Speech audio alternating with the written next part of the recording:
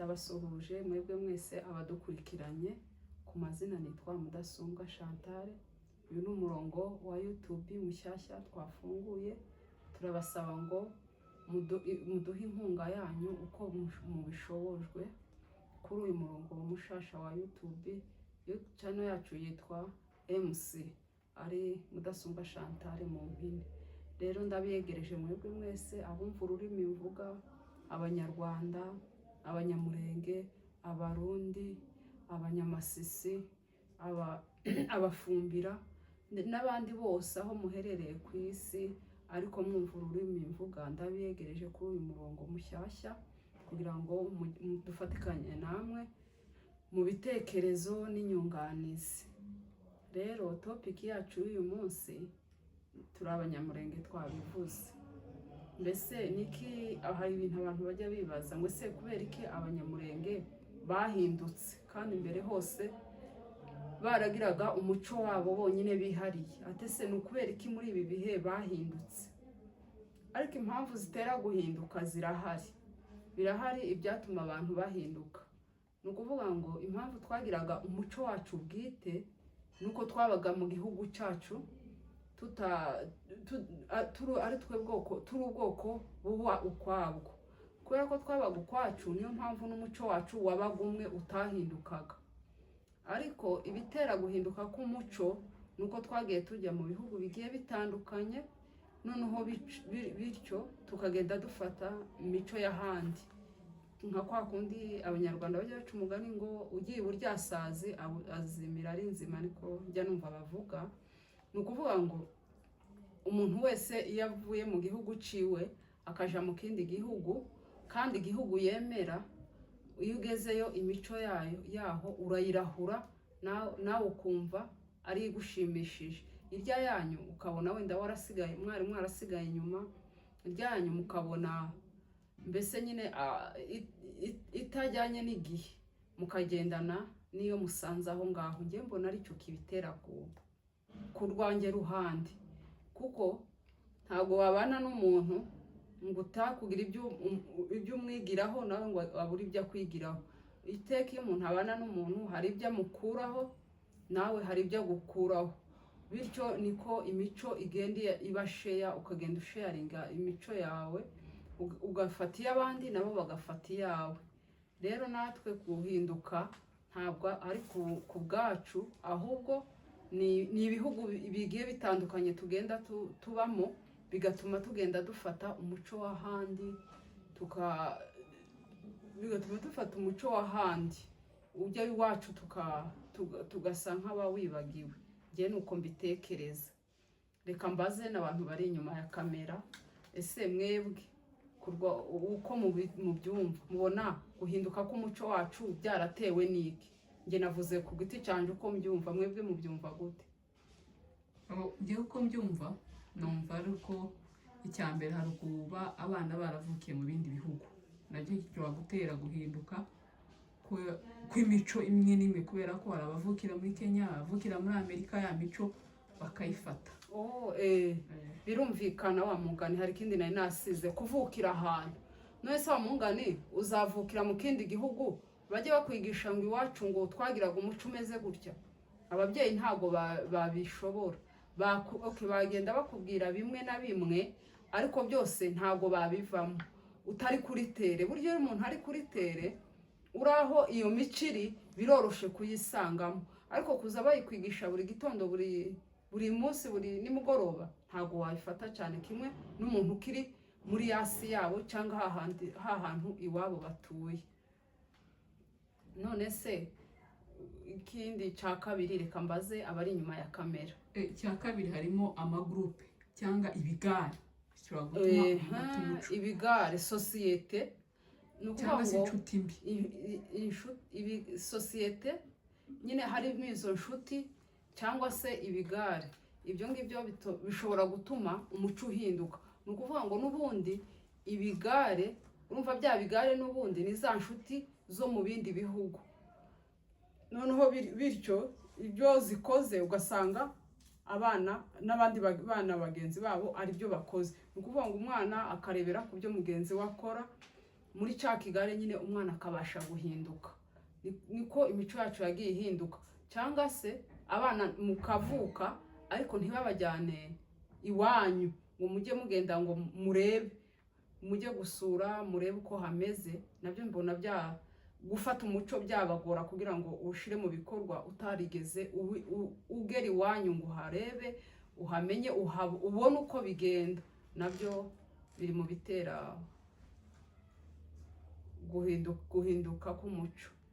Reka mbabaze, none se niki twakora kugira ngo umuco wacu wongere ugaruke, cyangwa twongere usubire nk'uwa kera?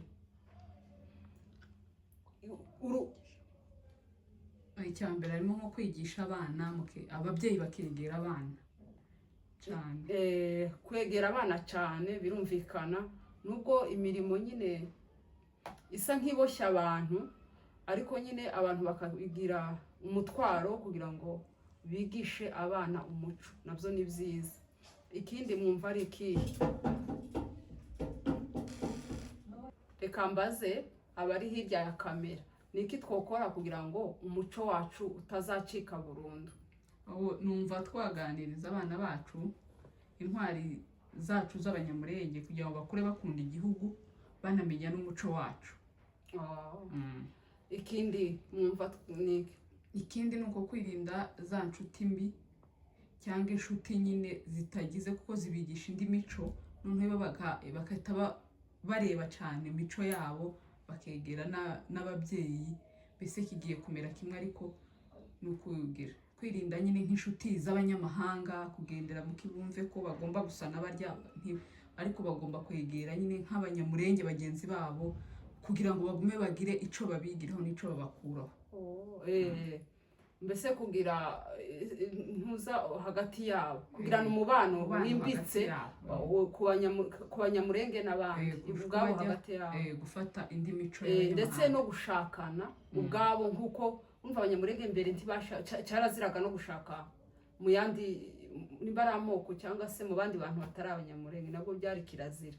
Urumva iyo ushakanye n'umuntu ufata imico ye nawe agafata iyawe, hari iyawe afata nawe hari yiwe ufata, gutyo hakaba gucenge, hakaba guhinduka kw'imico, itakara ry'imico imwe n'imwe igatakara. None se niki wabwira abanyamurenge muri rusange icyo twakora kugira ngo dukomeze tubungabunge umuco wacu? Kuko bavuga ko umuco wacu w'abanyamurenge ari mwiza cyane kuruta indi mico, niko bavugaga. Atari ku ikibazo gihari nuko namwe muri kugenda muta, kandi wari mwiza. Nukubera iki babivugaga? Nuko babonaga imico yacu ari myiza. Mbese imico yacu yari ishingiye, ngiye mbona ari nka Bibiliya, mbese yari ishingiye ku ijambo ry'Imana. Icyo Bibiliya tubuza no mu mico yacu usanga bigiye bihuye akenshi. Ni naho ugasanga nyine ndetse na bwa bukristo uko buragenda busa n'ubugabanuka, kubera imico imwe twinjije mu yacu tutari dusangaho. Niki wabwira abadukurikiranye bumva ururimi ndetse bamwe muri twebwe b'ubwoko bwacu bw'abanyamurenge, icyo twokora kugira ngo wa muco wacu ubashe kugumaho? Ikindi twokora, wumva twabivuze, gushakana ubwacu, kwigisha abana intwari zacu, tubakundisha umuco w'iwacu. Ikindi kintu mwatekereza twakora ni ikihe? Ngiye kubyumva icyo twatekereza cyangwa inama wenda naha nk'abanyamurenge cyangwa ubwoko bwacu, nuko twokundana hagati ubwacu, rwa rukundo rukagaruka rwakira. Iho nawe biri mu mico. Cya kabiri ni ukongera ubukristo, tukaba abakristo nyabo, apana kuvanga n'indi mico. Ubu byarayoberanye, nta mukristo nta mupagani, bose bari mu ikanisa. Ariko twongere tubwire wa muco wo gusenga, niho n'abana bazakurira kandi bagakunda gusenga. Hariho hanaziramo ya mico yacu yo gukunda nyine uko twari tumeze nyine kuva kera. Burya umuco twarasengaga, abanyamurenge barangwa no gusenga n'urukundo, burya biragaruka. Hanyuma ababyeyi nabo bakabitoza abana babo, bakegera abana babo, bakabaganiriza, bakaba hafi mu buryo bumwe n'ubundi. Byafasha. uye gusengaho n'ubu turasenga kandi ndetse ahubwo kurenza wenda sibyo, gusengaho abantu barasenga kandi cyane sibyo, ariko gusa icyagiye kibaho ni ukugenda tureba uko abandi bambara mu kinyamurenge, mu idini ry'ikinyamurenge rya kera abantu b'imurenge nta mugore uja mu rusengero yambaye ipantaro. Ico gihe uretse n'ubukristu bafite ukuntu bomufata mu yindi shusho, niyo yo wari umukristo ariko akazambaye ipantaro ntibyemewe, cyangwa akaza mu rusengero adapfutse umutwe. Ico naco mu muco wacu ni nk'icyaha, kandi mu muco wacu kwambura igitambaro navyo ntiwari umuco. Kugenda umugore kwambura igitambaro ntago wari umuco. None niki twakora kugira ngo tugende dusubira kuri ya mico yacu, mbese tugende tuyigarukaho? Biragaragara ko hariyo twagiye dukuramo. Niki twokora iki kugira ngo igaruke, tugende tuyigarura? Okay, ntitwahita tuyigarura umunsi umwe, ariko imwe n'imwe kugira ngo igende igaruka. Aho nge numva twakegera abana tukabaganiriza, ni ugushyiraho nk'ikigo cyangwa nk'ihuriro ry'abana, mukabaganiriza mukabigisha ibijyanye n'umuco. Numva byafasha, kuko hari abatazi umuco kubera ko batawuzi, kubera ko batahabaye, kubera ko batahakuriye. Ariko babegereye bakayiza bagira ababigisha, bakabashira nk'ahantu hamwe nyine, bakabaha ubumenyi, bakababwira ati wenda mu banyamurenge iki kirazira, kwitwara gutya ni bibi.